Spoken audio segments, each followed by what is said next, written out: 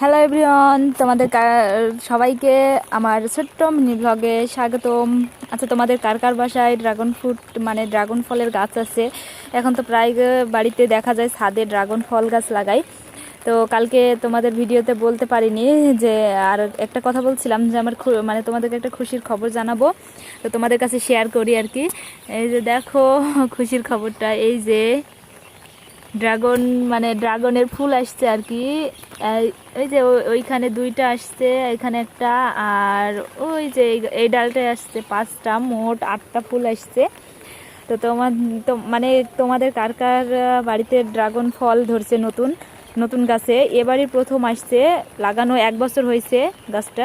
ওই যে আর একটা ফল তো পেকেই মানে পাকার মধ্যে আর কি। তোমাদেরকে তো এটা শেয়ার করছি। আচ্ছা বলো তো, ড্রাগন ফল খেতে কার কার ভালো লাগে? আমার তো অনেক বেশি ভালো লাগে।